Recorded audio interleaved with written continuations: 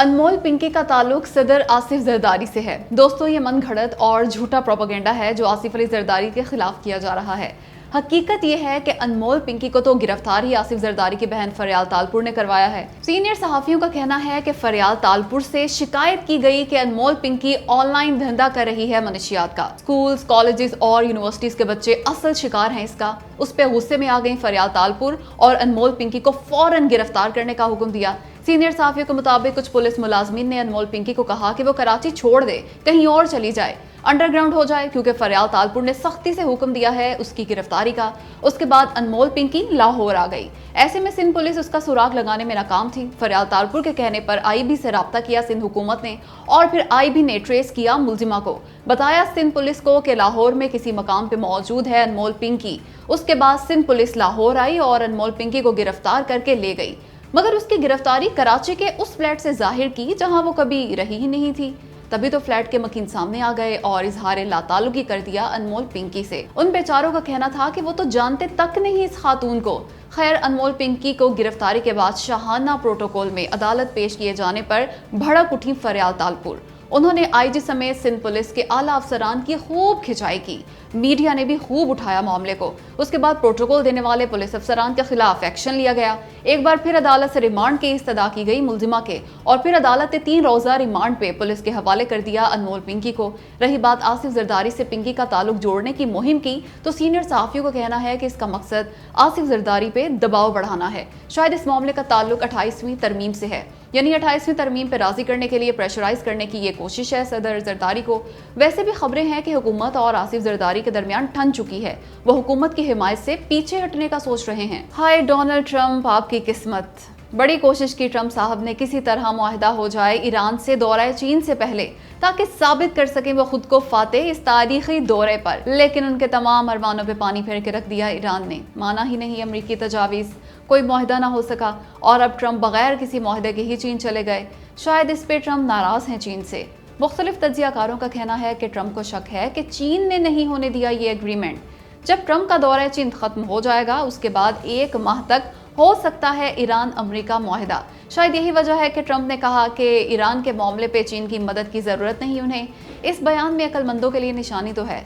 वैसे ये भी कहा ट्रंप ने कि वो चीन के साथ तफसीली बातचीत करेंगे ईरान जंग पे। खैर, ये दौरा बहुत कुछ तय कर देगा। ईरान अमेरिका ताल्लुकात किस समत में आगे बढ़ेंगे? दोस्ताना ताल्लुकात कायम हो जाएंगे दोनों ग्रेट पावर्स के बीच, या फिर तसादुम की राह अपनाई जाएगी? इस दौरे में सब वाज़े हो जाएगा।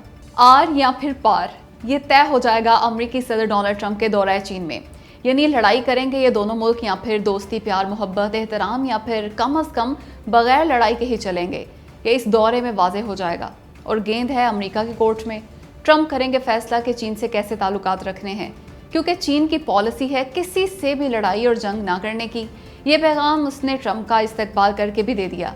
ऐसा इस्तकबाल किया जो दोस्तों का किया जाता है, यानी चीन की पॉलिसी में कोई फ़र्क नहीं आया। वो तो अमन और दोस्ती की पॉलिसी जारी रखे हुए है।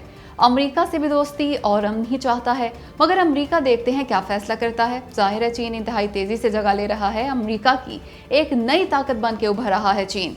अब अमेरिका सुपर पावर नहीं रहा। दुनिया जो सोवियत यूनियन के टूट जाने के बाद से यूनिपोलर थी, अब नहीं रही। अमेरिका जो कभी चौधरी हुआ करता था पूरी दुनिया का, अब नहीं रहा और उसको इस पोजीशन से हटाया है चीन ने। इसलिए अमेरिका को ये कैसे बर्दाश्त हो सकता है भला? तभी तो फैसला अमेरिका को करना है कि वो अब भी खुद को सुपर पावर समझ के तसादुम की तरफ जाता है चीन के साथ, या फिर ज़मीनी हकीकत को तस्लीम करके अमन का रास्ता इख्तियार करता है। आलमी माहिरीन का कहना है कि ट्रंप चीन से कुछ ऐसी फरमाइशें कर सकते हैं जो चीन पूरी नहीं करेगा। ऐसे में दोनों मुल्कों के ताल्लुकात ज़्यादा बेहतर होने की उम्मीद ज़रा कम ही है इस दौरे में, क्योंकि अमेरिका का चीन के साथ सब सेट कर लेना चीन को बड़ी ताकत मान लेने के मुतरादिफ होगा और डोनाल्ड ट्रंप ऐसा कभी नहीं करेंगे, खासकर इस वक्त जब अमेरिका में मिड टर्म इंतखाबात सर पे हैं। क्या चीन डोनाल्ड ट्रंप को राजी कर लेगा ईरानी बंदरगाहों की नाकाबंदी खोल देने पे? दोस्तों, ये है वो $1 मिलियन सवाल जो ट्रंप के दौरा चीन पर सबकी जुबान पे है और इसकी बड़ी तगड़ी वजह भी है, और वो ये कि अगर चीन ने ट्रंप को ईरानी बहरी नाकाबंदी खत्म करने पे मना लिया तो फौरन मुज़ाकरात शुरू हो जाएंगे ईरान और अमेरिका के दरमियान। ईरान चाहता ही ये है कि अमेरिका पहले नाकाबंदी खत्म करे ताकि ईरान अपना तेल दोबारा बेचना शुरू कर दे। बज़ाहिर मामला इसी पे अटका बल्कि लटका हुआ है, क्योंकि न्यूक्लियर प्रोग्राम तकरीबन खत्म कर देने पे पहले भी 2 बार मान चुका ईरान, पहली बार पिछले बरस और इस बार हालिया जंग से पहले। लेकिन दोनों ही दफा अमेरिका ने जंग शुरू कर दी थी ईरान से, मगर अब नहीं मान रहा ईरान, तो उसकी सबसे बड़ी वजह अमेरिकी नाकाबंदी है।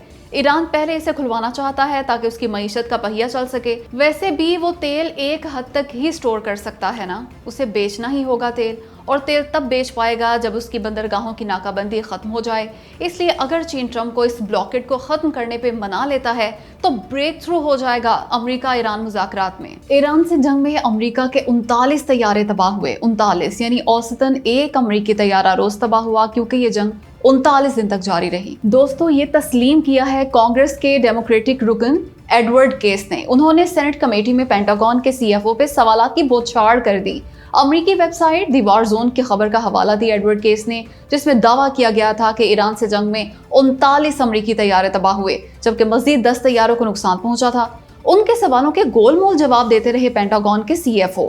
मगर बड़ी बात यह है कि खुद अमेरिकी रुकने पार्लियामान ने माना कि 39 तैयारे तबाह हुए अमेरिका के ईरान से जंग में। असल में दी वार जोन की रिपोर्ट में यह भी दावा किया गया था कि तबाह होने वाले तैयारों की असल तादाद कहीं ज्यादा हो सकती है। उसने ये भी बताया था कि कौन कौन से अमेरिकी तैयारे तबाह हुए। शायद यही वजह है कि अमेरिकी मीडिया को डोनाल्ड ट्रंप ने गद्दार करार दे दिया। उन्होंने ईरान जंग के दौरान अमेरिकी मीडिया की कुछ रिपोर्ट्स को वाज़ेह अल्फाज में गद्दारी करार दिया। इसराइल ने अपना दिफाई निज़ाम आयरन डोम और फौजी UAE भेजे। दोस्तों, इसकी बाकायदा तस्दीक की है इसराइल में अमेरिका के सफीर माइक हकाबी ने। मतलब खबरें तो पहले ही आ चुकी थी, बाकायदा तस्दीक भी हो गई, यानी साबित हो गया गठजोड़ UAE और इसराइल का। लेकिन कहानी यहाँ खत्म नहीं हुई, क्योंकि माइक हकाबी ने ऐसी बात कह दी जिससे सारी कहानी खुल के सामने आ गई।